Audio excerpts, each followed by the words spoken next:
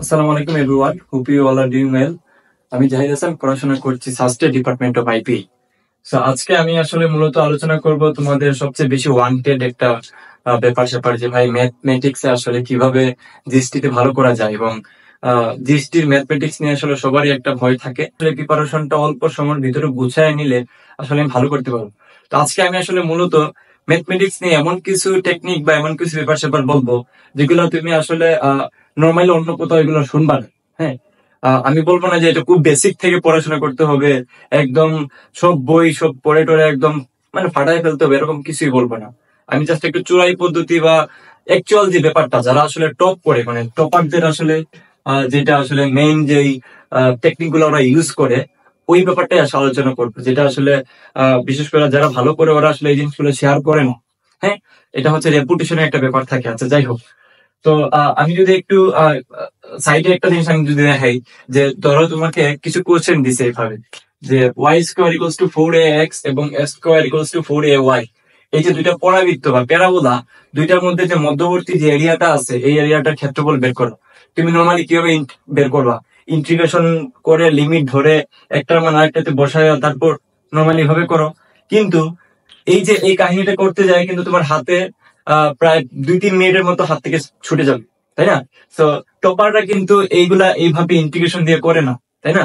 এটা আসলে তোমাদের ভুল ধারণা, যে তোমরা ভাবো যে টপাররা সবকিছু জানে, বেসিক থেকে সব পারে। না, এটা কখনই হয় না। উপরন্তু আমি একটা জিনিস দেখাই। দেখো, এই যে যারা 15+ পায় জিএসটি তে, হ্যাঁ, যেমন আমি নিজের কথা বলতে পারি, আমি জিএসটি তে 15 পাইছিলাম। সো ম্যাথে বিশেষ করে, সো এখানে আমি কমন পাইছিলাম 3টা।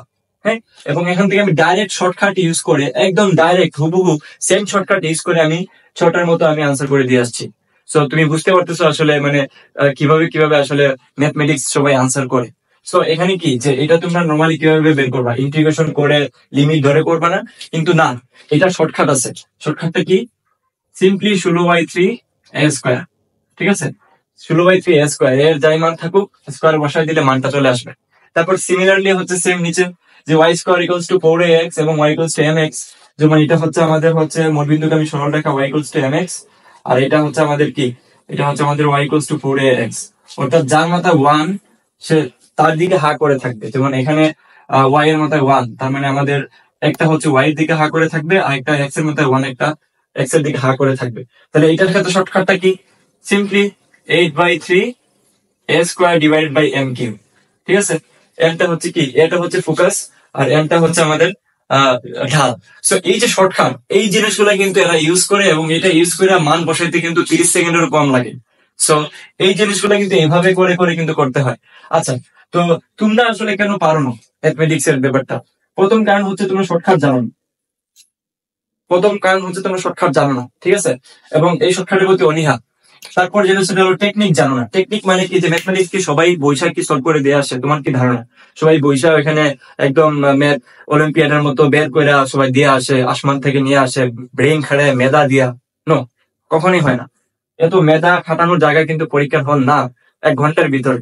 তো এখানে কি হয়, এখানে কিছু টেকনিক থাকে, যে টেকনিক গুলো তুমি জানো না। যেমন আমি একটা উদাহরণ দিতে পারি, যে তোমার কিছু কোশ্চেন আসে না ত্রিকোণমিতি থেকে, সামথিং ইকুয়ালস টু সামথিং হইলে থেটার মান কত।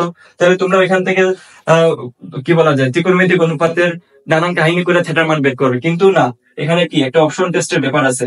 অর্থাৎ তুমি একটা থেটার মান র্যান্ডমলি একটা থেটার মান ধরে নিয়ে দুই দিকে যেই থেটার মানটা নিলে অপশন থেকে মিলে যায় ওটাই আনসার।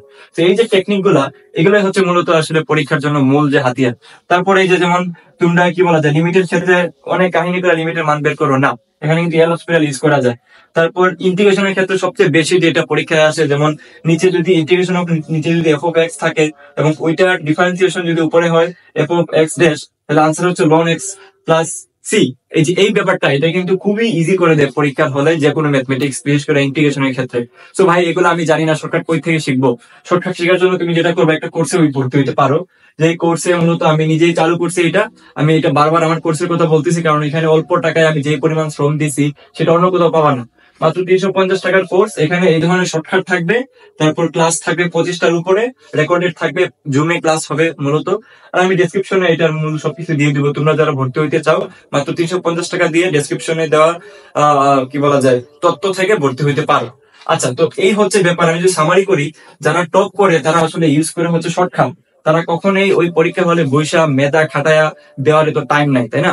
সো তারপর যেটা ইউজ করে তারা হচ্ছে টেকনিক, যেমন ত্রিকোণমিতির ক্ষেত্রে যেটা দেখাইলাম। তারপর কিছু আরো কিছু টেকনিক আছে, আমি এগুলো জাস্ট একটু বোঝানোর জন্য দিছি আর কি।